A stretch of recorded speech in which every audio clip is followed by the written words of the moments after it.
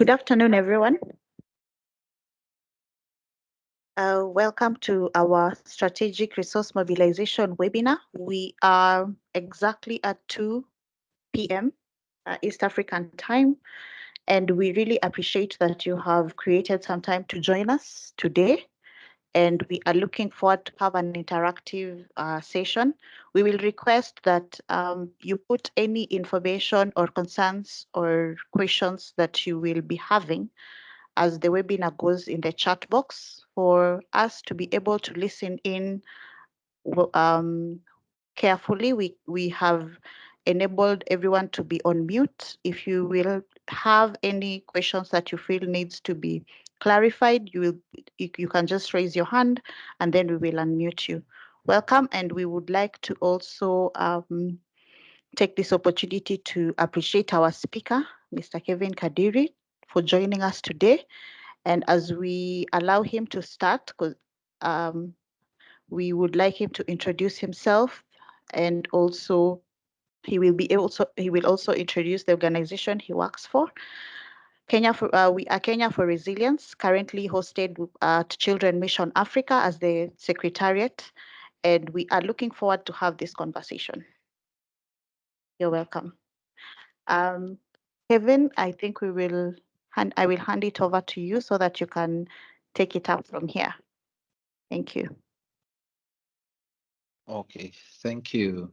Thank you very much, Paris and Children's Mission Africa and Children's Mission Sweden by extension, and Kenya for Resilience for this opportunity just to be able to share a little bit on resource mobilization. So my name is Kevin Kadiri. I work with SOS Kinderdorf or SOS Children's Villages International as one of the institutional partnerships and development advisors.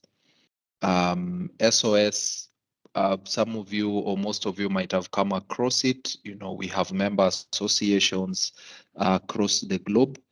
Here in Eastern and Southern Africa, we have a presence in 26 countries.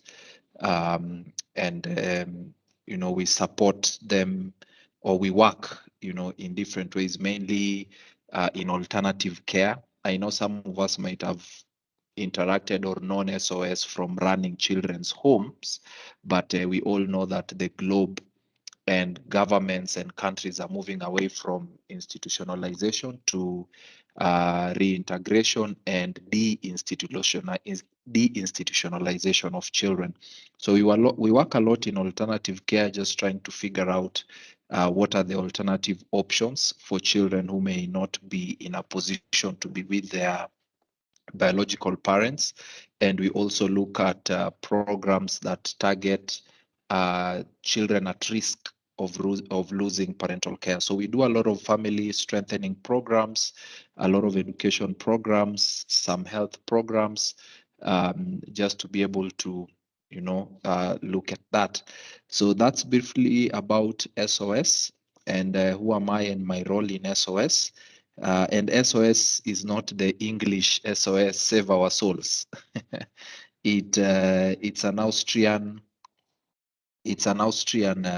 you know, acronym. So if you check our website, you will see the what it means, you know, SOS.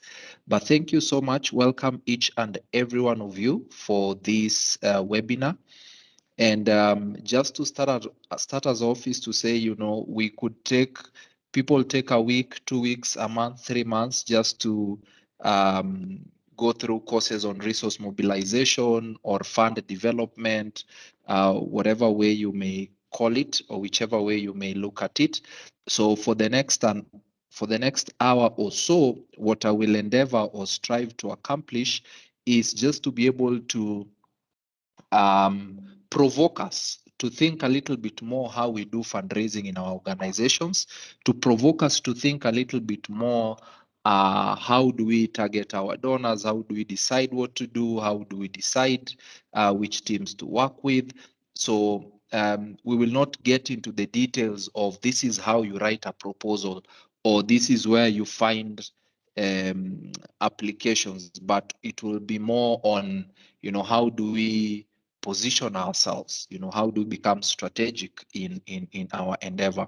And as Paris has said, feel free to put in the questions as instructed, share your experiences, because we are all here to share whatever we have learned over the years with each other and support each other so that we can be better at this. So allow me to share my screen as we start off.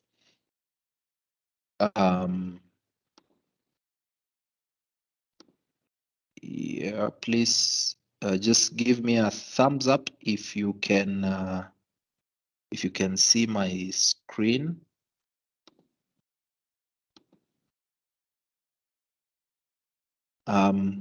So I'm okay. Thank you. Some are popping up. Thank you, Emma. I want to believe others are also giving a thumbs up or writing something in the chat box, because I'm not in a position to see. So I believe Paris and the team will be able to alert me if there is need for me to respond to anything. If my internet breaks off, yeah, just reach out, because I can see my screen, but I can't see the conversations that are happening in the chat box or in the question and answer forum. So yeah, so our webinar today is mainly on strategic resource mobilization, and this is quite interesting, and how I really wish that I would be seeing each of you and would be seated somewhere in a circle and just discussing this and looking at how do we do our RM, what can we learn from each other, what is this other organization doing, what are we learning, and so on. And yeah, but we are where we are. COVID taught us things and showed us things, and we learned things that had been there before, but took them up more online, and we are grateful that we are able to meet together on an online platform to share this. Yeah, so what we will do, like I said, or what I will try to do, my agenda is threefold today, and I summarized it in 3 words: assess, aim, attack. I'm not trying to be militant or trying to militarize any one of you, or radicalizing any one of you to physically fight. But if I'm able to radicalize you to be the best RM, resource mobilization, worker, then that will be it. So basically, we'll look at assess, how do we assess, how do we understand what's the need for us to understand the environment, to understand our donors, to understand our surroundings, just being able to assess the situation.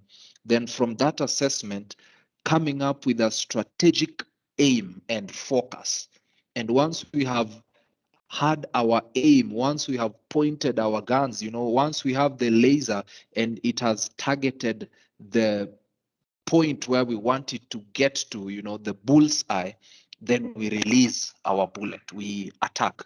And that, I believe, will be able to increase our chances of success. Because as it is said, if you're not aiming at anything, then whatever you hit will be a success for you. But if you're aiming, then it's targeted, it's focused, it's well thought out, it's directed at a particular point, and that is what for me is strategic resource mobilization. That we do not become anything for everyone just so that we can get some funding for organization. But whatever we target, we know the value, we understand, and we can defend why we are working with so and so, why we are doing whatever we are doing, why we are moving in whichever direction we are moving, because it's something that is well thought out and well processed. But just to start it off as an introduction, and we might relate, most of us might relate with this, and feel free to be, putting in your comments, whether it's questions, whether you are agreeing, disagreeing, figuring it out, and so on. It will be helpful for all of us. So when you think about it, traditionally, public benefit organizations, and I deliberately used the word public benefit organizations because I'm well aware we might be here, and when you think of non-profits, it's the scope is wide, from a self-help group, probably a women's group, a youth group, to a community-based organization, to a national organization, non-governmental organization, to regional, to global. So we could be whichever size. We could be, small, we could be big, and therefore that's why I'm using public benefit organization to be able to capture all of us. And traditionally, we all rely, or we've been relying on the goodwill and generosity of others to cover the costs of our activities. And mainly this has been through grants and donations. Now, depending on the nature of your organizations, you might have different revenue streams, which we are still again going to look at. For us, for example, as SOS, our fund development, we look at corporate fundraising, we look at partnerships, institutional partnerships, we look at individual giving, we look at digital fundraising. So we have around 4 or 5 sponsorships. We have around 4 or 5 streams of how we fundraise, or how we do our fund development. So depending on the nature of your organization and the kind of interventions you have, it might also have an influence on the kind of fund development strategies or resource mobilization initiatives that you have. And the reality is that today we find, or we are aware, that the traditional funding sources have become insufficient to meet the growing needs and rising costs. We have so many organizations targeting the same pool of funds, so there is competition towards the same resources. There is even from those that are providing these resources are also going through challenges, globally. So really, the traditional way of how we did fundraising is becoming a bit of a challenge. The funding sources as we knew them then, they're becoming insufficient. The donors and the funders are still willing to give, but sometimes they're not able to meet the growing needs and the rising costs of our activities as public benefit organizations or non-profits. And over time also, because of various reasons, there have been restrictions and there are restrictions that are imposed on many grants and donations. And that is why you will find some organizations are saying, or classifying and saying, these are restricted funds and these are unrestricted funds. So you find in these restricted funds, donors and funding agencies will restrict, yeah, with our funds, you can't do infrastructure, or maybe you can't do some kind of indirect costs are not eligible. So you find there's a lot of restrictions. Others can only fund your activities, but then if the activities end, then how do you fund the other supporting functions of the organization for the organization to be sustainable? So these restrictions have also made us think more. How do we become strategic? How do we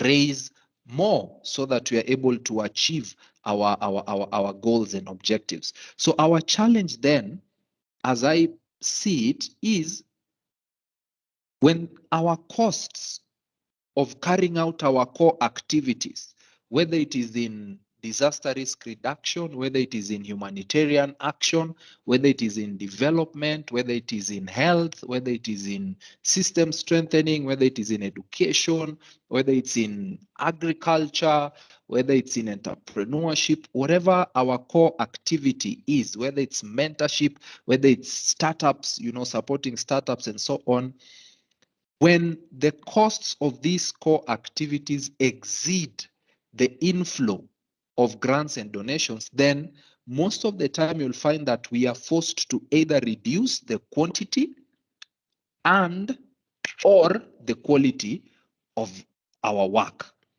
or we have to find new sources that will cover the difference. So if you can't find sources of income to cover the difference or the deficit in your organizational budget, then what that means is that you might end up either reducing the quantity So if you are to train 1,000 people, then because of limited resources, you only train 500 people, or the quality. You were to train 1,000 and your manual was to go for 5 days, and now you reduce it to 2.5 days so that you can be able to save and have enough, to train 1,000. So, and that might affect the quality of your intervention or of your core activities. So most of the time, organizations find themselves in that spot where you're thinking either we meet the deficit or we might end up interfering with our quality or the quantity of work. And usually, if you think about it, think of it with the iron triangle, yeah? The time, the scope, and the budget. And then at the center, the quality. So one or more of those items will always be affected if you touch the budget. If you're not able to have enough, either you will have to affect the scope, or you'll have to affect the time, or you'll have to affect the quality. Yeah. So what will often happen when we find ourselves in this situation where we have this $1 million organizational budget, but then whatever is guaranteed is $600,000, and therefore we need to look for this 400,000. So the first step usually is you will try reaching out to new donors with innovative fundraising approaches. So the first step is which other donor can we reach out to be able to meet this deficit. The second approach that you can employ is redesigning program activities to include cost recovery components. And in cost recovery, you can look at it in two ways. One, like UNFPA would say, is you try and see if you have several projects, how can these projects contribute, for example, to our rent? For example, to the support functions and the administrative functions of the organization. So you're trying to recover those costs. So if your rent is 100,000, and then now you probably have paid, or that's what is expected. So when you get these projects, you make sure that as you budget, you allocate some resources to also meet this particular cost. The other aspect of it, which is what we'll be looking at, is where the beneficiaries or the project participants or the clients pay part of the program costs. Again, this might be dependent on the laws of your country, how your organization is registered. There might be things that you are allowed to do, and there might be things that you're not allowed to do. So it's also important to understand the nature of your registration so that you do not find yourself in contravention of the laws of the land where you are registered.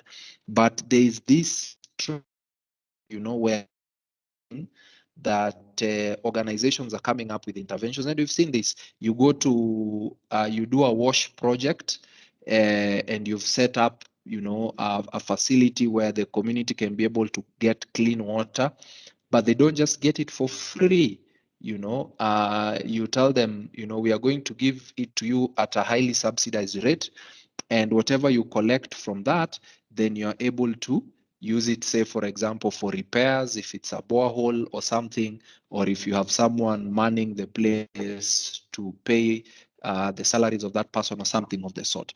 If it's a health facility, you would say, well, you can get the health services for free, but we need you to pay X amount of money for a card or for registration or for something. So there has been that trend, so that you are able to reduce the burden of you delivering your core activities, so that the cost that you have at least goes a little bit lower, and your target group is able to pay a little bit, of the costs that are needed. But we later see also that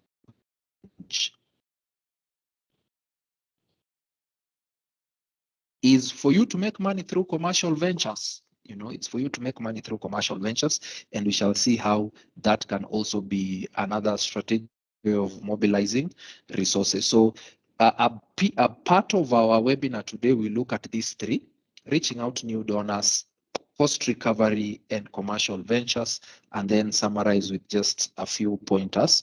And I hope that from the many discussions, whichever part that you've always been doing more, either you will find something that will help you do even more or be more strategic, or if it's an area you've not ventured into, then maybe as a team you might sit and ask yourselves, how do we include this? So the question then is, because we've seen where we are at, we've seen the challenge that we have, that this is what we need, how much, but then we don't have all of it, we have this deficit. So how then do we increase our financial security without sacrificing the mission of organizations? Now, this question is important because you see, like the third point we've talked about, commercial ventures. You can easily get into one, it does very well, and you forget your reason for existence. Or because of your financial difficulties, your vision was health, but then now we find you doing totally different things. You are in climate smart agriculture, and we are struggling to find the link. When we look at your vision, we look at your mission, and then we look at what you're implementing, it's like these are two different organizations. So how do we increase our financial security without sacrificing the mission of organizations, and this also includes our target group, because like when you think of commercial ventures and cost recovery, we'll see the limitations, because sometimes you might end up when you say you want the community or the target group to also pay part of the services, what about those who genuinely cannot pay? And yet we are saying leave no one behind, and yet we are saying we want to reach the unreached. We want to move to where no one else. How do we balance these items? So how do we do it? Now, there's no silver bullet. There's nothing that we can say, pick this gun, aim it, shoot it, guarantee it will be effective. There are many factors into it. Yes, the gun is important, the type of gun is important, the range is important, the preciseness is important, the operator is important as well, the environment is important. So there are many other factors beyond the gun, for example. So there's no silver bullet. There is no standard proven method to meet this challenge that we can say, I can give you and say, take this package, follow it, like an evidence-based intervention. Follow it step by step, and I guarantee you in 6 months, you will have met the deficit of your budget. I will be lying if I tell you that. We have, and this is because all of us are different. Organizations are different in terms of their missions, in terms of their philosophies, in terms of their client bases, their skills and experiences. There are organizations that cannot take funds from certain organizations. There are certain donors that cannot work with certain type of organizations. There are different sets of skills and experiences that organizations have that may preposition them better or may also work against them. So it's different for different organizations, and therefore you need to find you need to cut the coat according to your size. You need to find the best fit for you as an organization. And as we proceed on, we are going to see how do we do this very well. So a nugget here: any smart private investor will say that the key to financial security is diversification. That is whereby you hold a mixed portfolio of investments rather than depending on a single investment to meet current and future income needs. And as public benefit organizations, as CBOs, as NGOs, as FBOs, we also must embrace this principle that if we hold a mixed portfolio of investments, rather than depending on a single donor, rather than depending on a single revenue stream, rather than depending on a single sole way of mobilizing resources, then we will increase our financial security and our sustainability prospects. So as we move along, I want each and every one of us to think, what are our resource mobilization strategies? Are we just focused on one way? In our organization, we only write proposals and we only wait for calls for proposals, and there is no other way we do it. Or what else do you do? Or you do sponsorships and look for people to sponsor the children in your program, and that is the only thing you do, the only way you mobilize resources. Yeah. So think of it. How do you diversify? How do you look at other ways? How do you become strategic? How do you position yourself? That is strategic resource mobilization. That when you go in, it's not just a matter of writing proposals, but what else? How do you even do that? How do you ensure that your proposal, the chances of that proposal being approved even is increased? Yeah. So, like I said, you can think of three sources. There could be more, but one way that PBOs or public benefit organizations, FBOs, CBOs, NGOs can obtain funds to run our programs. One is interested third parties who give to the PBO in return primarily for the personal satisfaction derived from doing good. So this is grants and donations. If you think of some people who donate, some they have a reason for doing that. Some is because they receive some personal satisfaction.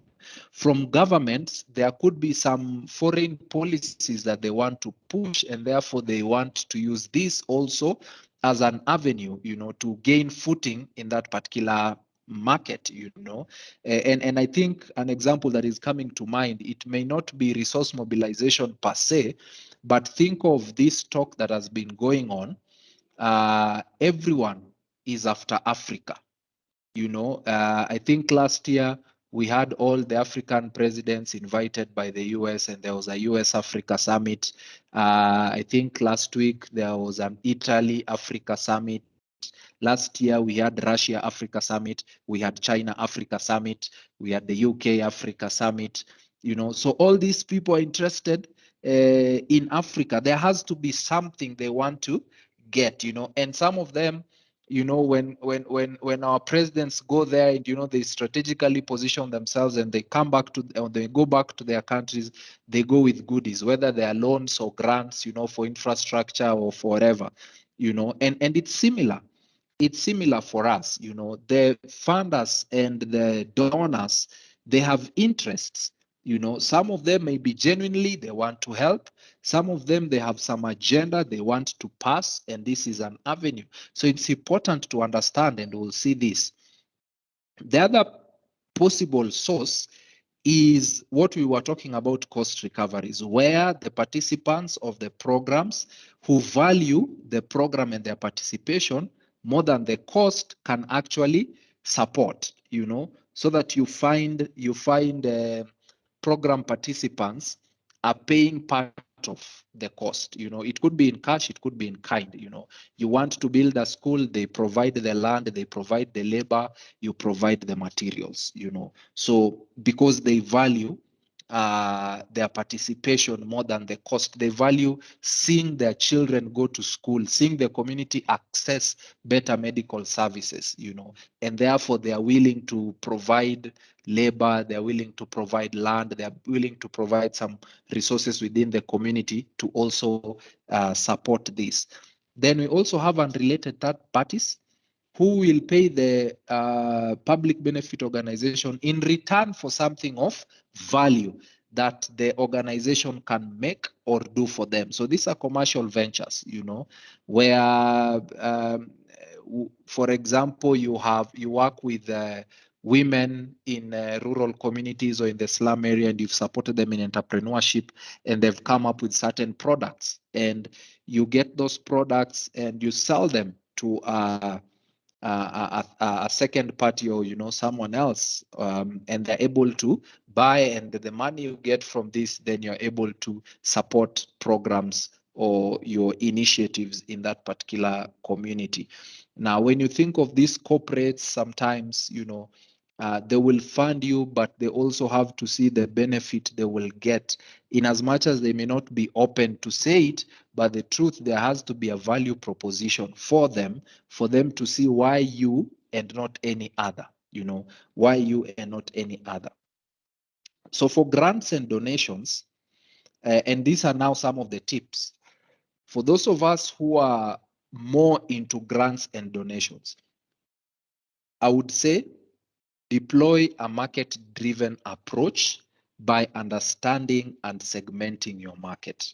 So don't just go into funds for NGO or DevEx or whichever platform you go to check out calls for proposals, the UN portal, and so on and so forth. But first, think about your market, understand your market. Yeah, is there a market for cash donations, for example? Apart from just responding to calls for proposals, is there a market for cash donations where you are? Are there wealthy individuals? Yesterday, I was in a call with someone who told me that one individual, this was an organization in Kenya, one individual actually donated 10 million Kenyan shillings, to their initiative. So you have to find out, is there a market? Are there wealthy individuals, middle income, the general public, whether it is digital, whether it is online? Is there a market for people to give? And when you think of your country, is there a market? I know South Africa has been really receptive in terms of individuals actually giving into causes. Botswana are also doing quite well in that. In East Africa, that has not really picked up quite well. So you need to understand your market and you segment. When you segment, you know that this is how I can target these wealthy individuals. This is how I can target the middle income. These are their interests. This is how I can target the retirees. This is how I can target the general public. This is what moves the public, because when you look at your different countries and organizations, there have been initiatives which have actually, if they were not 100% successful, but they gave you some trends and patterns that if you were to build on those trends and patterns, probably you'd come up with another revenue stream for your initiatives in your organization. You need to sometimes even volunteers.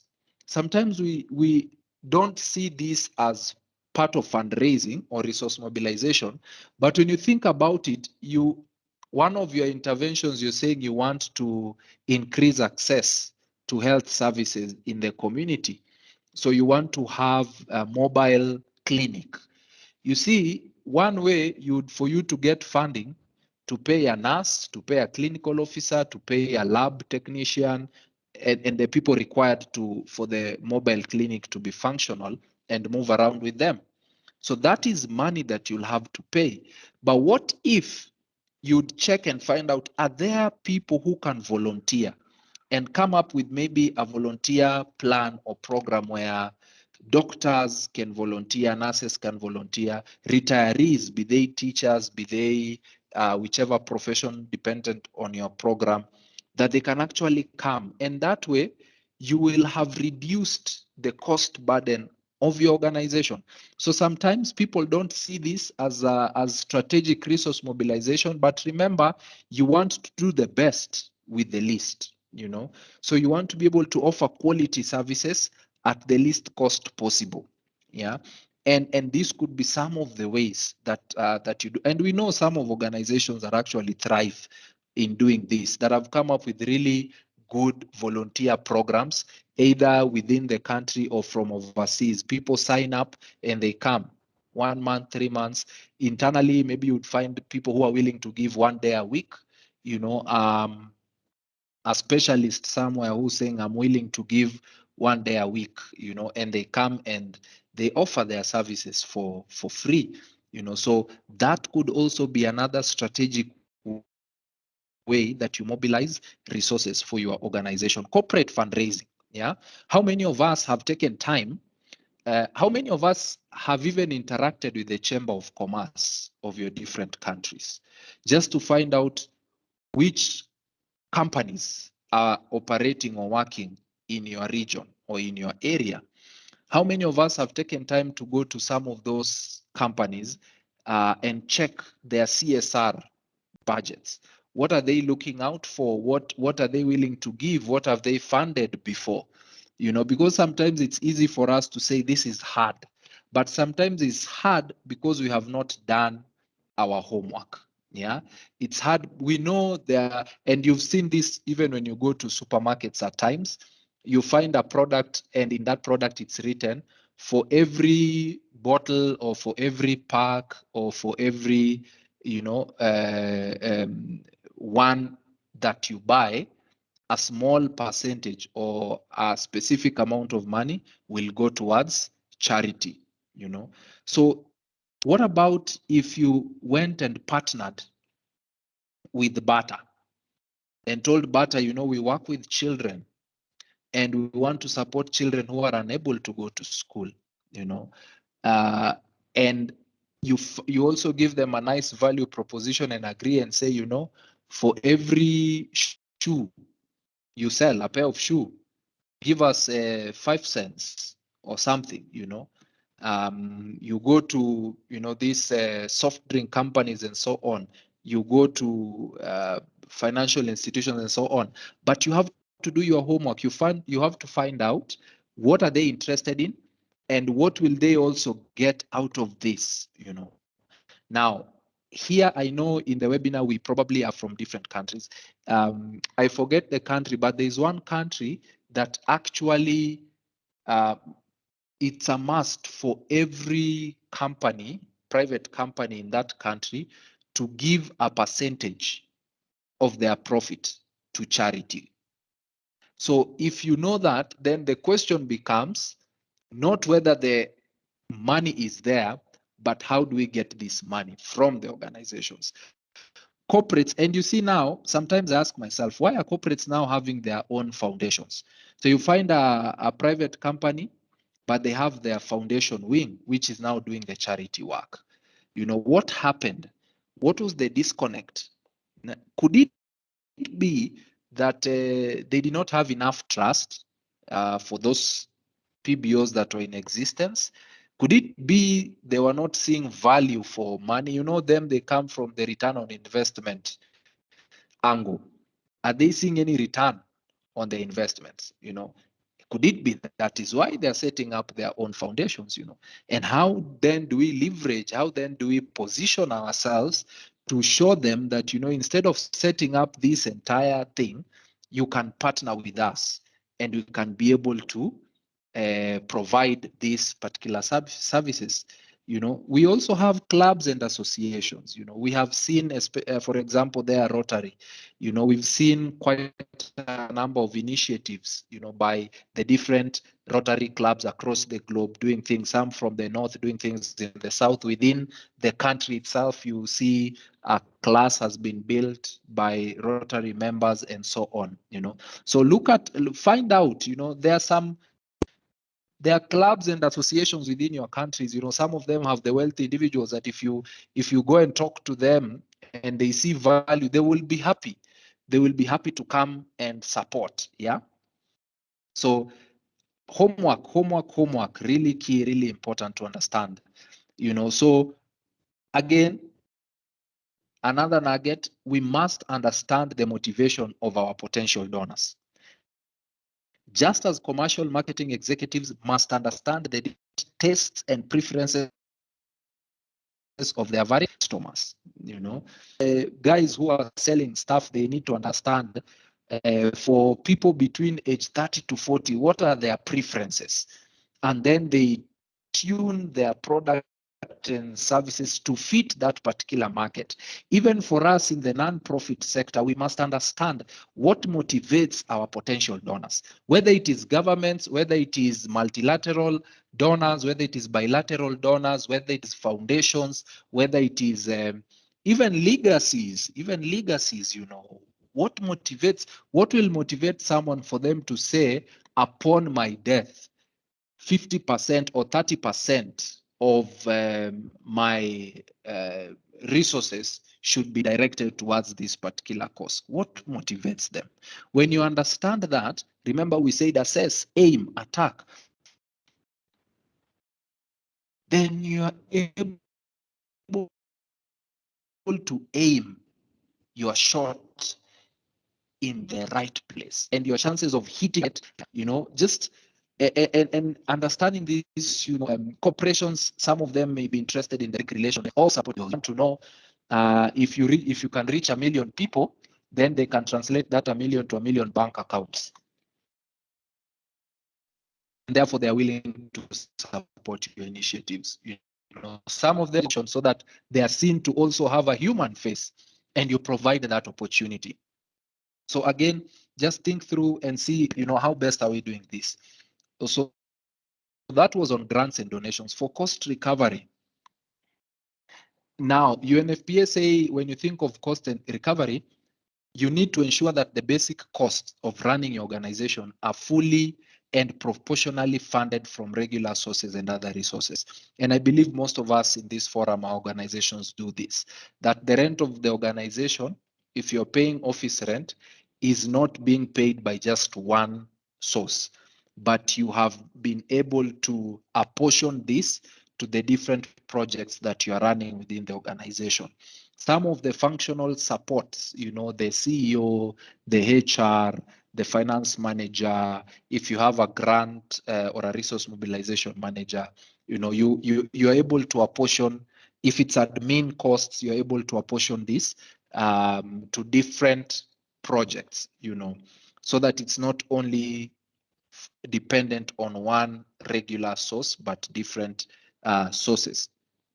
The other one, like I said, is, some of the project participants may be willing, but then there is a write-up.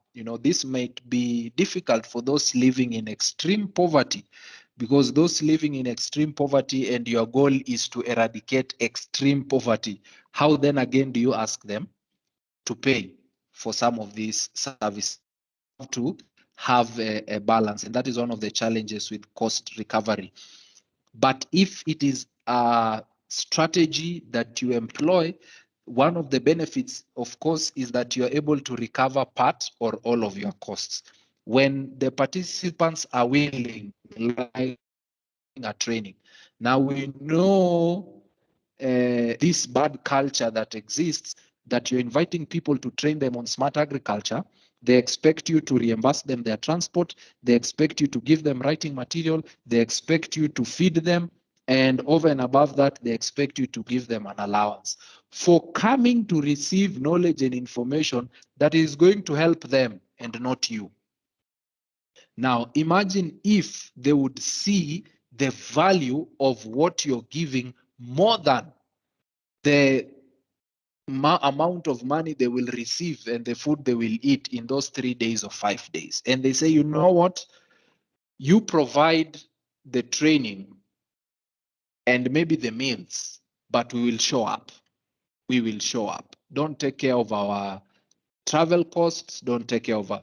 And I know there are different.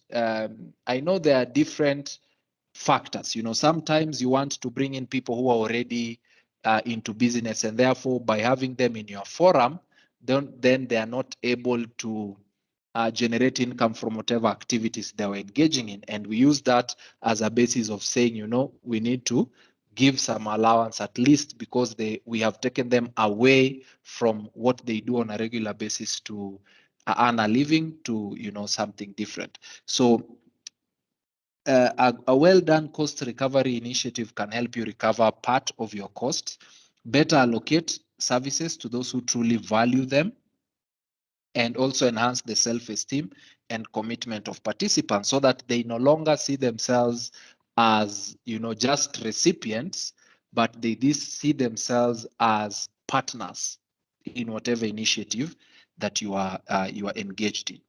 Now, like we said, all such cost recovery activities, they add a commercial component to the work of PBOs. So when you begin introducing those aspects, then you must think in business terms. the staff in organization, or at least you must have someone who will be able to learn specific business skills and concepts, such as pricing, distribution channels, and cost accounting, just as examples, because the moment you get into that, then you need to know, okay, what is it that they need to pay that makes sense, and how do we account for this money, because sometimes as nonprofits we have been it has been said that we just know to consume. And that is why one of our targets, whenever we have our review meetings, the question is, what is the burn rate? And people are really concerned that our burn rate is too low. We need to consume this money. How can we be at 40% and it is 3 months to the end of the project? And it creates that culture of, it's to burn, to burn, to burn, to burn, But how can we find ways? How can we find ways that we can actually convince our donors and our funders and say, can we integrate a social enterprise? Can we integrate something that will also generate, so long as it's also transparent and clear how much is coming in and what is that money being used for?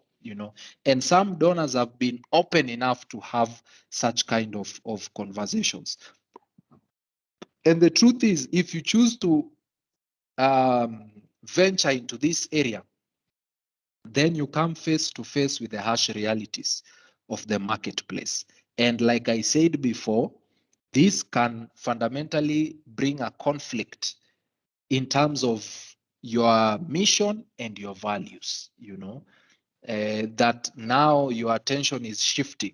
Your goal is more on how much have we raised, how much have we raised. You are no longer thinking, how many have we reached? What value have we provided? And you're now more into bottom line money in the bank instead of bottom line lives changed, communities reached, such kind of thing. So that's the danger of also moving into this direction. Partly maybe the reason why some donors are not open for that. So the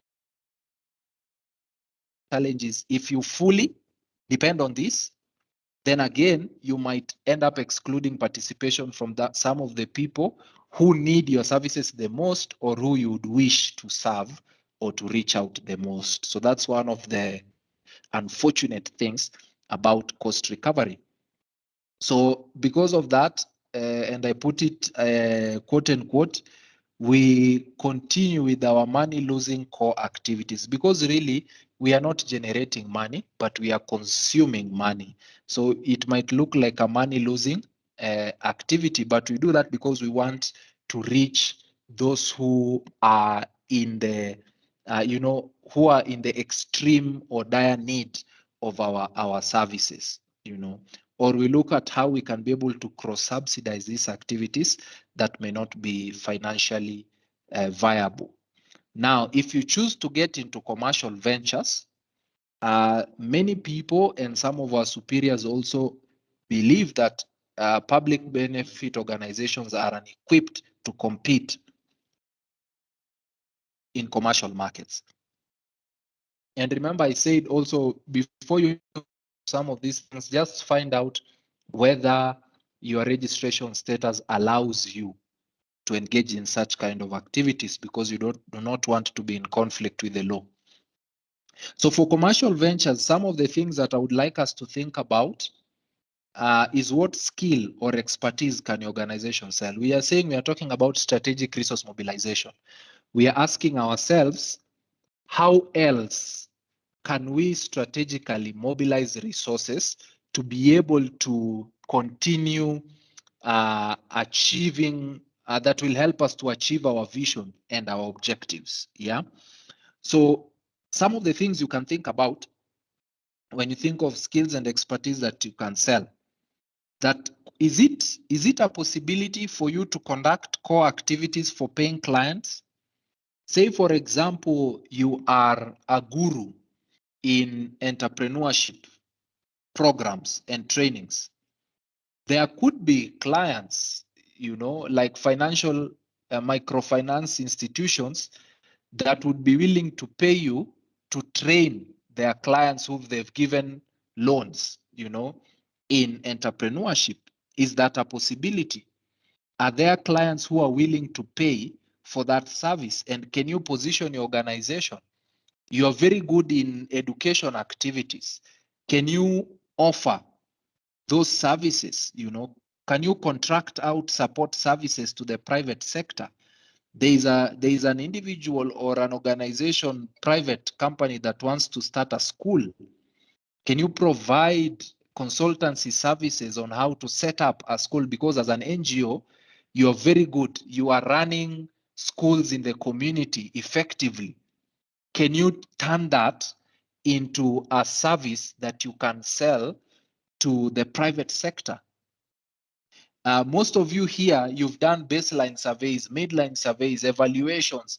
You have done and analyzed the data for your projects. Is that a service that you can sell to the private sector? They want to understand their market. And for you as an NGO, before you begin activities, you do feasibility studies. If you put together that portfolio, can you also approach these organizations, as someone who can offer these services? Products made by your project participants had alluded to this. Is it a way whereby you become, now this word may not look very good, like what do we call them, a middleman, but let me say a link between your project participants and the market. Maybe you have access to Europe because of the donors that you work with.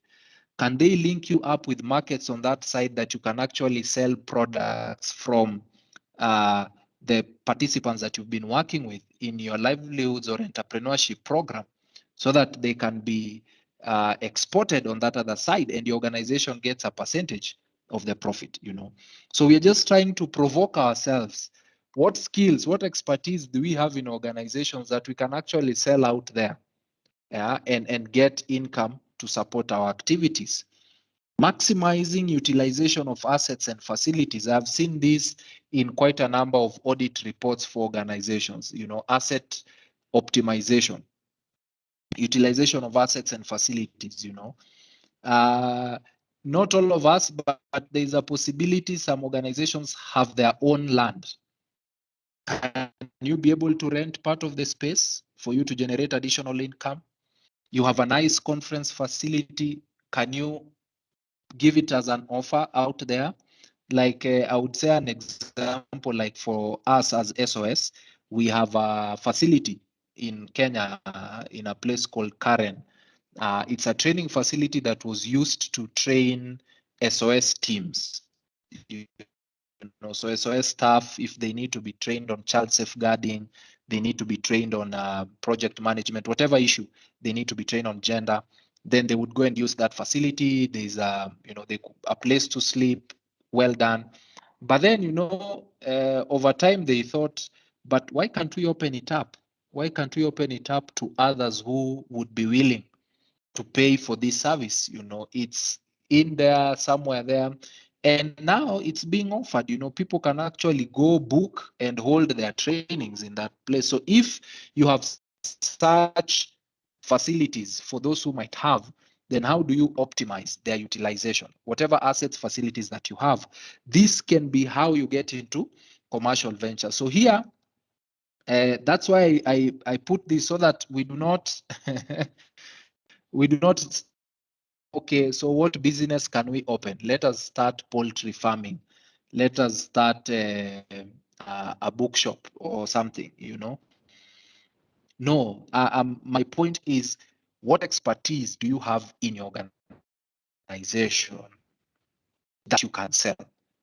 You look at your facilities, you look at the skills, you look at, and you have a system, you set up a system that you can be able now to get into commercializing some of these skills that you already have. You do a lot of peer young programs with young people. You have very good facilitators. Might you have, come up with either facilitation program, now you can train trainer of trainers or something of the sort. Yeah. So think through some of these things as your organization, and you might come up or identify something that you can actually commercialize and help you in terms of fundraising or resource mobilization. So someone in the webinar might still be asking, hey, you fella, I still bring bring it home. How do I become strategic? So just to those things we talked about in terms of grants and donations, in terms of cost recovery, in terms of commercial ventures, those three things I mentioned also at the beginning: assess, aim, attack. So one, or the first, knowledge is power. So now we are being strategic. Now we know what we have looked at is the avenues that, yes, we have grants and donations, and there we have calls for proposals. There we have individual giving. There we have corporate giving. There face to face. We have digital fundraising, crowdfunding. All those things are there. We know of cost recovery now, that this is something that we can do as an organization. We know of commercial ventures. We know this is something that we might consider as an organization. So how do we become strategic in identifying, so which one do we go for and which one should we not go for? So knowledge is power. Now, number one, and the characteristics of our donors and funding agencies. Who is funding what, where, and how? Which donor is funding which thematic areas, and in which area are they doing this and how? This is important because, for example, when you look at the EU will always have calls for proposals. They will have calls for proposals which you can respond to. It's structured and so on, same to USAID and so on. Now, if you look at entities like SIDA or NORAD that have frameworks, so they have what they call as strategic partnerships. So they have a strategic partner that they partner with for maybe 3 to 5 years, and they have framework agreements. Then this strategic partner is the one now who is subgranting or partnering with organizations in the South or in developing countries to be able to release this funding. So you see, if you understand that, then for you, you might see, okay, for me as a faith-based organization in country X, I might not need to look for contacts in SIDA, but what I need to do is to find a strategic partner that works with SIDA. And then I realize, there's Forum Sieve. They have a framework agreement with SIDA. Save the Children have a framework agreement with SIDA. Plan International have a framework agreement with SIDA. Swedish Mission Council have a framework agreement with SIDA. Can I then go to now Forum Sieve for me now to be their strategic partner? So it's important, because now if you don't do that, you might be, for 6 months, you've been trying to find a contact person in SIDA. You have to, and they will listen to you because their government requires them to listen. So they will listen to you, but then you might not move anywhere. So understanding these characteristics, who is funding what, where are they funding this, and how are they funding? If you think of embassies, there are embassies that they might not send calls for proposals. Maybe you need to find the Office of Development Cooperation person in and preach. You might want to find who is partnering with which embassy, and how can I get my way around this. So that's really important in terms of assessing, and getting to know who's doing what where. And you can have a donor grid. You can have a donor grid where USAID, this is what they fund, these are their budgetary limits, this is when they usually send out calls for proposals, these are their focus areas, and you need to read, most of them have their development cooperation strategies. Are we aware of what EU delegation in Kenya, there are 4 priority areas are. Do we know the CEDA Development Cooperation Strategy for Kenya and Somalia? You know, their thematic areas of focus. Do we know the development cooperation strategy of the US in Kenya? Yeah. Do we know the regional? Some of these entities have the regional. Do we know what African Development Bank is focusing on and who they are funding and when? Currently, I'm not sure whether um, the deadline has reached, but I know people are responding to a climate change call, you know, by the African Development Bank, you know. So are we looking at even beyond the conventional donors that we are used to? Are we African Development Bank, their president said they have set aside, I think it was $1 billion US, you know, to target young people and entrepreneurship. I mean, how are we positioning ourselves? This is now being strategic. It's not just sitting and waiting that we always get our funding from USAID. So it's USAID, our father and mother. You know, it is EU. You know, which other entities do we know? Those in the education sector, do we know of Dubai Care? You know, have we gone to some of this Qatar Foundation, very big in education? You know, do we know of Darwin Initiative, you know, who are funding a lot of biodiversity programs? And one of their calls, I think, is about to come out, you know. Are we aware as we speak that strategic partners to NORAD are now will be submitting their applications by October of this year? Do we know that Ministry of Foreign Affairs in Finland released their call last week, 22nd of January, and I think sometime in March, they will be getting applications from their strategic partners. Are we aligning ourselves, you know, or we are just focused on the conventional donors and we are not thinking of the so-called smaller countries, Finland, Sweden, Norway, Qatar, and so on, you know, the UAE, you know, countries that may not conventionally have been there, but now more and more they are part of. What are the trends and patterns? We are still assessing. Knowledge is power. We want to be strategic. What are the trends and patterns? Are we aware of the different revenue streams? Or you want to live and die just by responding to calls and proposals?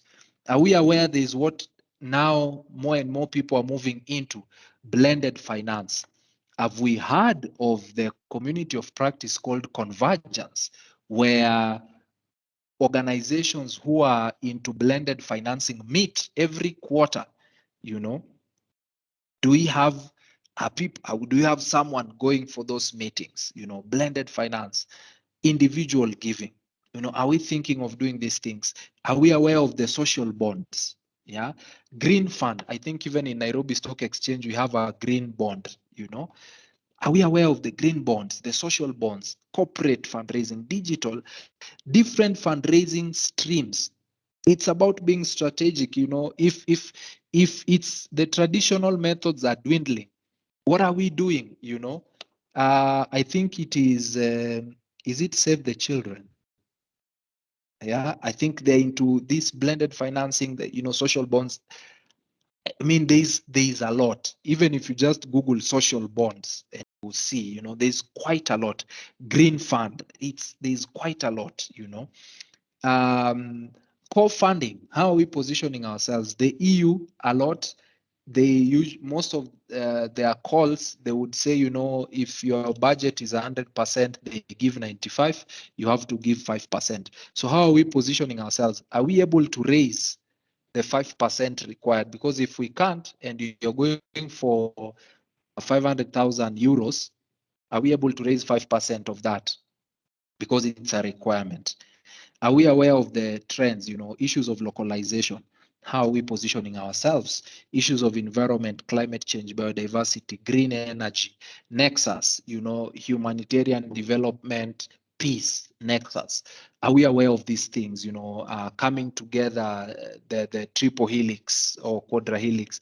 Just these patterns, fundraising, new fundraising models that are coming in, you know, are we out there trying to find this information, assessing? Now, third and very important is knowledge of self. Do we have the capacity to respond? And this is in terms of system, in-house expertise. Are we able to write a 1 million euro 3-year project to the EU? Do we have the systems that can absorb that much? You know, when we talk of localization, can I see this in how your organization is doing things? Can I see aspects of climate change beyond planting trees? What else? Because most of us, you read our proposals, climate change, we are going to plant trees. You know, are we, the carbon footprint that our interventions may, contribute to and so on, carbon emissions and so on. I mean, there is a lot, How much of this are we just trying to get into? Or ours is like, just stop. Because sometimes, these things you read a proposal and you just see, this is the, just, the general information available, but these are not people who are really thorough on this particular aspect. What are your strategic priorities? Because you also want to position yourself to be the best fit. So what are your strategic priorities as an organization? Have you sat down and said, it is health, and what in health? When you read WHO, they have 6 blocks. If you're going into health system strengthening, are you doing all of them? Are you picking one? Are you in the service sector? Is it infrastructure? Is it prevention? Is it curative? Is it maternal and child health? Is it adolescent and young women? Is it, the elderly? What's your focus? Is it people living with disability? What's your focus? You're working with children, but which children? Street children, orphaned, vulnerable, what is even the definition of vulnerable? What are our strategic priorities? We have to position ourselves. We also have to understand ourselves very well for us to be able to market ourselves very well. Now, once you have assessed, you have understood your market, you've understood the donors, the players, you've understood the game, you have understood who you are, what you can do, the revenue stream. Now it is time to aim. And aim is prepositioning yourself. For those of you who enjoy military movies, the sniper, they have to find the best position that will give them direct line to their target. That they know, if I position myself here, then it gives me a direct line to my target. Whenever they just pass, I will be able to hit them. So am I in the right place? Am I in the right place? Are our priorities aligned to donor priorities? Are we aligned to global standards? Are we aware of the 4th high-level forum on aid effectiveness, for example, that talks about encouraging local ownership, alignment of development programs around the country's development strategy. And now why the donors will want to know, are you aligning to your country's development strategies? Because this is something that was agreed on. If you go to OECD's website, you'll find all the 4.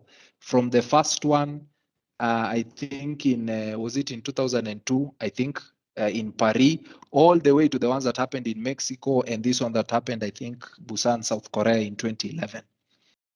These are the things they are pushing for. The donors, those countries that are giving funding, decide issues of local ownership, issues of alignment with your country's development strategy. Are your projects aligned? Are you feeding into your country's development strategy? Harmonization of practices to reduce transaction costs. This is both for the donor and the implementer. Avoidance of fragmented efforts. Who is doing what where? I think at some point you remember, or those who are in HIV and AIDS programs, there was that call, going to where the virus is, because it's targeted and you want to avoid fragmented efforts. And then results frameworks. I think you've seen this now a lot. The EU will want to see a log frame, NORAD will want to see a log frame or some form of a results framework. So each and every donor have their own templates, but you have to, and that's why results-based management has really picked up. Outcome mapping and those methods that are really focused on results have really picked up. So we need to align ourselves. How are you positioned? National, regional, global conversations, visibility and brand. What is your unique selling point? It is said people give money to to people they know. Now, they may not know you, but do they know your organization? When I go to the Ministry of Health in your county, do they know that you are working in the health sector in that particular county? You know, do they know that you're working in the education sector? Are you part of the conversations that are happening in whichever sector you are in? If it's in disaster risk management, are you aware of the national platforms responding to those things? Are you aware of GNDR? You know, are you aware of Kenya for Resilience? Are you aware of, you know, these forums, Stockholm Resilience Institute, if you're in the resilience space? How are you positioning yourself? Yeah, you are in climate change and so on. Were you aware of the African Climate Summit? Did you participate, not just as you know, going to attend as like an observer, but going there with a target, with an aim? You know, I know the African Development Bank will be there. I know Plan will be there. I know UNICEF will be there.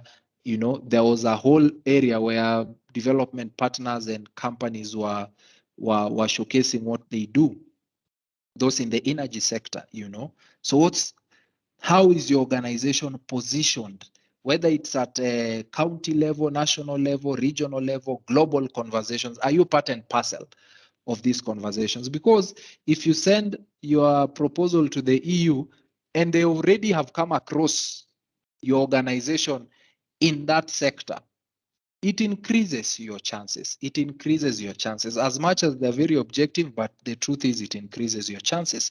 So once you've assessed, once you've aimed, then it's time to attack. Am I doing the right things? I might be in the right place, but am I doing the right things? Donor cultivation, you know, and this is the process of learning about, engaging with, and converting your audience into recurring supporters. You know, that you've learned about USAID, you've engaged with USAID, and you've converted them into your supporter. You've learned about, and it's both organizations and people, whether you're into individual giving, whether it is corporate fundraising, whether it is institutional funding, you cultivate, you court your donor. And I would encourage us to go and read more on the donor cultivation cycle. Yeah, the donor cultivation cycle, where you begin with identification, research and qualification, which is part of the things we've been discussing from when we started, cultivation, solicitation, stewardship. Stewardship is when now we talk of retaining the donor.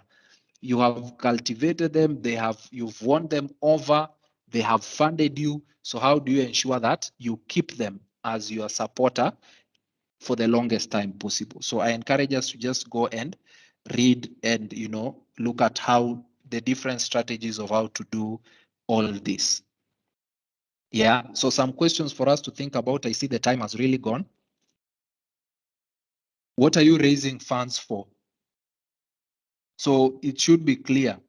You want my money, what do you want it for? You know, what are you raising funds for? Linking legacy and strategic priorities to resource mobilization. Yeah. Who in your organization is responsible for RM? We are talking about being strategic here. What am I raising money for? Who is responsible for RM? And is it clear to them about their roles and expectations? Do they know that, or you assume because you're in programs, you need to raise money? You know, so you'll find leaders and supervisors telling their team, oh, your work is just to consume. But are they aware that they're also supposed to produce? You know, who are your priority donors? And we talked about that. You know, who are your priority donors? Out of the 1,001, do you have your top 10, top 20 that you want to cultivate? You want to engage them, you want to convert them into your supporters. How will you identify, approach, and cultivate your priority donors? This goes back to the cycle that I've mentioned. Please go and study. How will you identify, approach, and cultivate your priority donors? Strategic networking and marketing. And who will do it? So strategic networking and marketing is not just about attending meetings, but it is attending meetings with a purpose. I am attending the CDs forum so that I'm able to get the CEO of organization A, B, and C for a possible partnership and co-creation. for a call that is about to be released. So your networking and your meetings and your marketing should be purposeful. It's not just about, hey, I attended a conference, and then you bring up, you send to us the whatever was in the website about that conference and the leaflets that you're given, you come and type. No, tell me who you met. What did you discuss? What did you come up with? What follow-up actions did you agree? Is there an email we should send out? Is there a meeting we should set up? And what are we setting up the meeting for? What's the agenda? When will you execute your action steps? So it's not just a matter of saying we need to analyze the market. When are you going to do that? We need to plan for meetings with the embassies. When are you going to do that? We need to identify this. And when are you going to do that? What practical systems do you need in place to support your RM efforts? And leaders who are in this forum, please set aside budgets. Use money to get money. You want people to do these things, but you're not allocating resources for them to do this. Do you have a team? Do you have resources that you can be able to support your team? Even trainings, attending such forums. We have the CFRE, RE.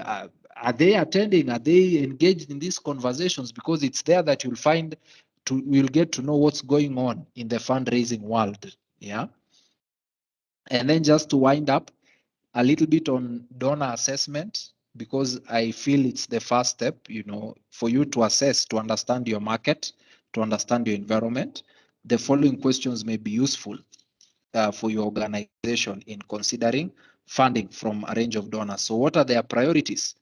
And if I need more information, how will I find it? Yeah. How will this donor support my organization's strategic priorities? Why should we target USAID? Why should we target the Japanese embassy? Why should we target JPEGO? Why should we target EGPAF? Why should we target UN Women? Why should we target the UN Trust Fund? What is the level or range of funding, and for how long? Because we don't want to spend so much time for something that will not meet our objective. Is it a 1 year, 2 year, 5 year? Is it a framework agreement? What is the level or range of funding, and how long is it? What level of effort is required by an organization to submit a proposal? And how will this affect or dilute other critical efforts or activities? And this is just to be strategic. What is the process for submitting a proposal? Is it two-stage? Is it one stage? Towards the end of last year, I think the deadline is today. Yeah, the deadline I think is today in Uganda. In Uganda, the USAID called for co-creation. If you're interested, apply. Then together you co-create, co-design an education project. So it's important to understand what's the process. And what does this donor expect in terms of programmatic and financial reporting requirements? And do we have the capacity to fulfill these requirements? We've talked about visibility and branding. How are you known, or how are you perceived by the donor? And how are you best fit? When you look at the donor goals and priorities, how are you best fit? How will you add value? And also, what is the donor's reputation in the NGO community? Are these people who are collaborative? Are these people who use a top-down approach? Are they flexible? Are they very strict? And so on. And it's good to also know who's your competition and what unique contributions and innovation are you bringing on board. Why should they stop giving organization X and start giving you? So in summary, or the last thing I will say, looking ahead, diverse sources of finance, knowledge, and expertise play key and complementary roles in the future of development and fundraising for that matter. We, therefore, must position our organizations as the most relevant and best fit as development and humanitarian work partners. So with that being said, thank you very much for your attention. My hope is that you're listening and that you've picked one or two things that can be able to support your organization. So thank you so much. Back to you, Paris. Amazing, amazing. Thank you very much, Kadiri. This has been, I think, a very interactive, a very insightful and knowledgeable session. And at this point, we would just like to request and even ask people to put their questions on the chat, or if you feel you are able to talk, we can unmute you and just raise your hand. I'll be able to unmute you. We have Emmanuel on the chat saying, "Shall we be able to get this presentation?" Unfortunately, he was had some internet problems. And then Mary says, "Thank you so much, Kadiri." So we had only one question, and I believe it was from Ibrahim, and he asked about what is FBO, and he was answered by David, Public Benefit Organization. Thank you, David. Jonah says, "Thank you, Kadiri." David is, "It is great, Mr. Kadiri. Congratulations for the insights." Absalom, "Great presentation." So far, we don't have any questions coming in. It's either you are very clear or we had or I made a lot of noise. or you made a you made a lot of, but we believe that, consider looking at, oh, we have one hand here. So let me just we have two. Sorry, I think one is mine. So I will request Michael. Michael, I am unmuting you so that you can be able to just raise your question. You're unmuted, Michael. Michael?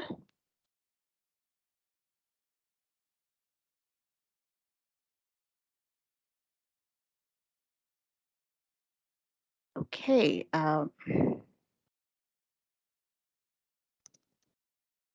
Michael, can you hear us? Local. We will go back to the chat so that we can just see as we wait for Michael to or maybe you can just put your question in the chat.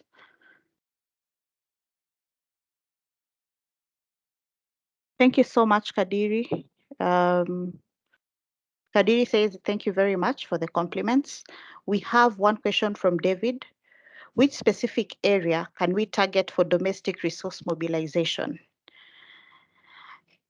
And we have a second question from Eric. What is your view on social enterprises for organization?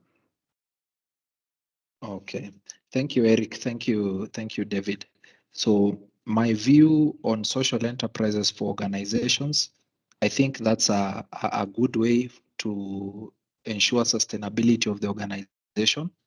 And quite a number of donors now are also warming up to this concept, because what it means basically is that whatever I'm doing, in as much as I'm getting profit, but at the same time, social benefit to it. Yeah. So when they see that and when you think of quite a number of startup initiatives that are being funded, they're actually social enterprises. You are solving a social problem, but at the same time making profit or getting income that will be able to sustain that particular initiative. So that's a way to go. If you find a donor who's willing to support that initiative, go for it. And there are quite a number. And I believe you've seen a lot of startup, a lot of organizations now supporting startups, so that it's not just a question of giving money to offer services, but how do we empower people and communities, and they can be self-sustainable. Now, in terms of which specific areas um,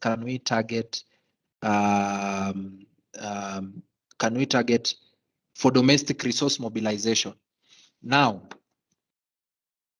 one, like I had mentioned, think about your corporates. Yeah, think about corporates and companies. Most of them have CSR budgets. Now, your task would be to find out What are they? Are they focusing on health this time? Are they focusing on education? Are they focusing on the environment? What is it? And then you position yourself and pitch. So one of the areas you could look at is the corporates, look at companies and so on. Look at associations, the likes of Rotary and so on, who are there, and they might be partner with them, clubs and associations. And clubs, I don't mean the clubs, night clubs, but these associations that people come together for. Maybe it's because they're in the same profession or same interests, and sometimes together they would also want to have a cause that they support. I mean, even alumni, there are quite a number of alumni around. Could you maybe look at those? Then it may not have worked very well in this part of the world, East Africa, but people can give, individuals can give. You really just have to find out what motivates them, what inspires them, and then you position yourself to be able to do that.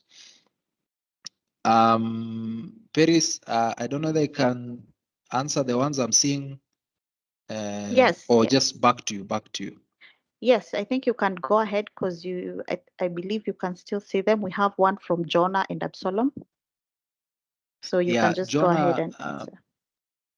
yeah, okay. Maybe it came out wrongly. Not that the poor of the poor may not contribute, or rather don't contribute, but the issue was depending on the nature of, and that was in terms of cost recovery and commercial ventures. You see, where you have a project that you're saying we are bringing in water, and you have to pay a certain amount. So like what you're proposing, it's part of the ways of being innovative, that say, okay, you don't have cash, but you have this.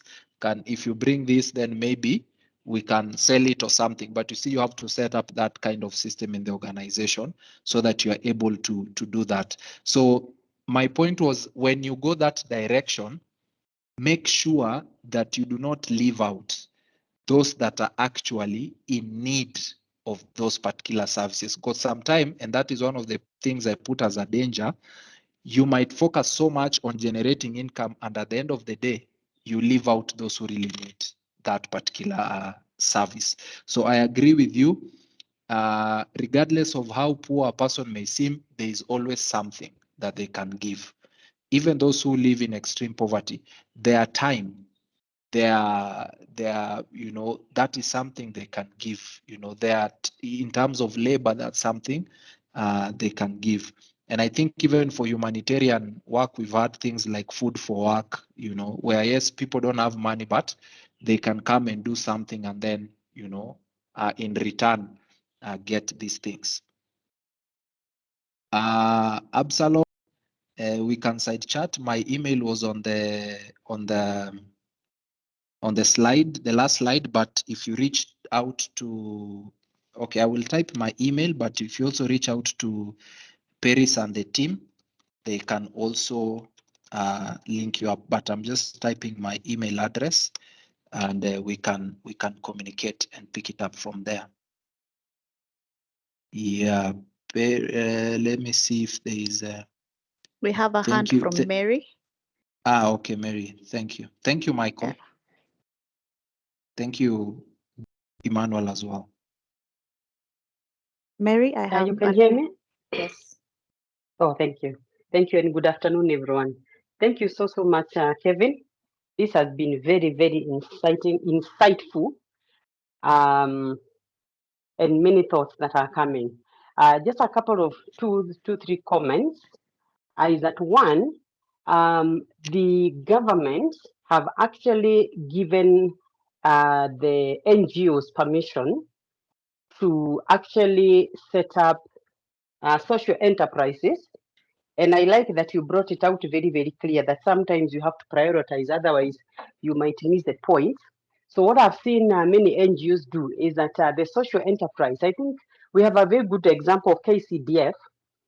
You set up the social enterprise completely on its own, but you know the objective is actually bring revolving money back to the organization. You can actually have its own staff, its own board, and run independently.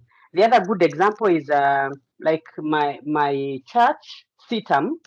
There are schools, there are catering units, there are creation departments, there is uniform.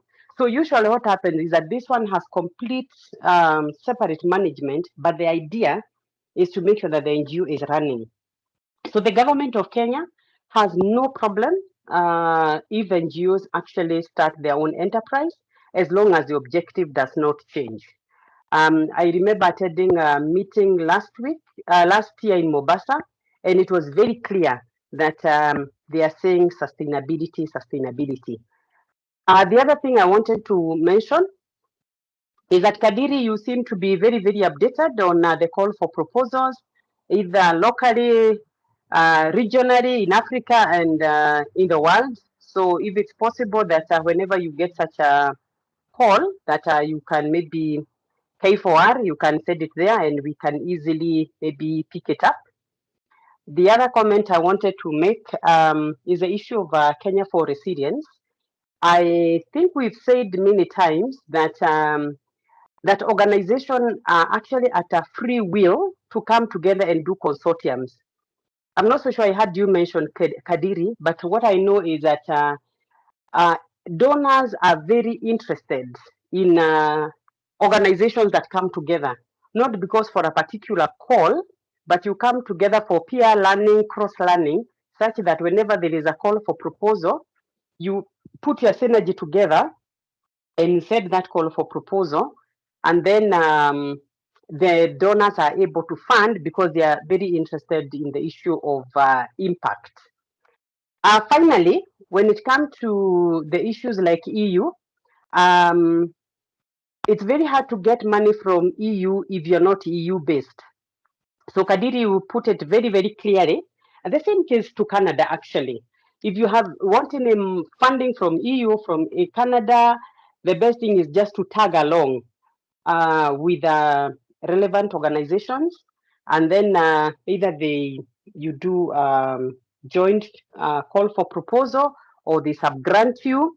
Then the other thing is on the same point is that EU proposals are very complicated.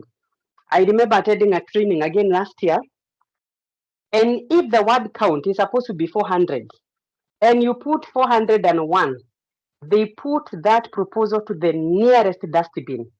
So they have very strict uh, terms and conditions for you to get that funding. Just to give us insights that yes, funding is out there, but we can always tag along each other, tag along with others, and the ones that have been able to make consortiums.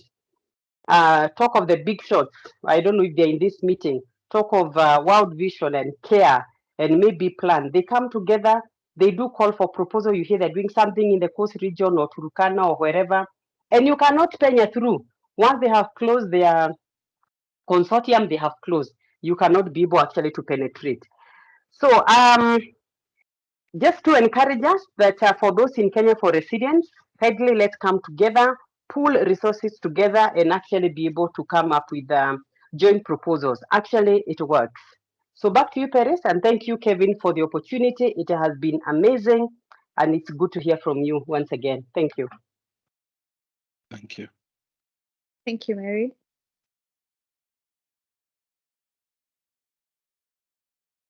I don't know if there are any more questions. Just let me confirm if we have more questions.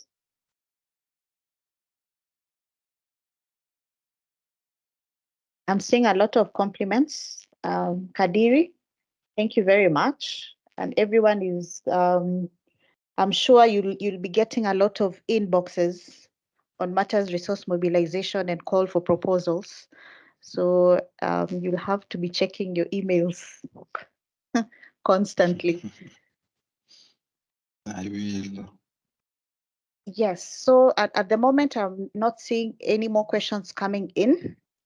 And I would really like to thank, because we are at 15 new messages in, still thanking Kadiri, and we would really want to appreciate all the members for participating in this. I would like to welcome Gibson, our project manager, to just give an overview of Children Mission Africa as the Secretariat for Kenya for Resilience as we wind up the webinar. Kadiri, thank you so much. And maybe stick around, maybe more questions will be coming in. Gibson. Thank you. Well, thank you so much, Paris. Kevin, thank you so much for your amazing presentation. I believe that a number of us are quite honored to be part of your sharing today. Very, very, very insightful and quite unique. You have been able to share a lot of insight there. Of course, this is on behalf of the Kenya for Resilience Secretariat, and that is Children's Mission Africa. So yes, as Paris has indicated, I really don't, I'm not quite sure whether the people who are maybe do not know about K4R, but just for the sake of it, Kenya for Resilience is a network of individual and organizational members who are working towards ensuring that communities are more resilient. And we, of course, were established around 2018. Part of what we do is really capacity build the members on different aspects, and one of them, which has been very key, is the aspect of resource mobilization. So we are very glad to have heard from you, Kevin. Of course, Kevin, you are a veteran in K4R. You were also part of the establishment of the network when that was starting, and when you were working with our Children's Mission, and of course also in the different organizations that you are in. So we are very much happy, and we are honored to have listened to you. Thank you so much on behalf of Kenya for Resilience and Kenya for Resilience Secretariat. And to everyone else, there are more of such webinars. So we'll be sharing information so that those who will be interested will be joining, because possibly there will be also an upcoming training on local resource mobilization.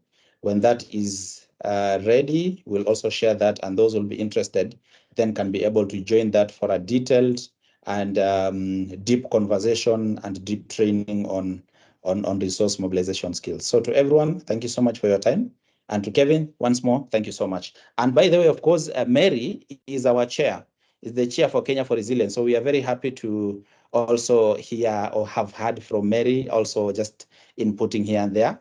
So Mary, again, on behalf of the Secretariat, thank you so much also for your contribution. Back to you, Paris. My name is Gibson Moita, Program Manager, Kenya for Resilience. Thank you. Thank you, Gibson. To all our members, for those who are not members of Kenya for Resilience, kindly log into our website at www.kenyaforresilience.org. You can be able to register there as an organization or as an individual, so that you can be able to participate in more activities of Kenya for Resilience. We will be sharing the recordings, and we will reach out to Kevin to just share the presentation so that you can be able to share with you. And also they will be posted in our website so that you can be able to look at them and refer to them or the information at any point when you will be in need of that information. Thank you very much and have a blessed evening.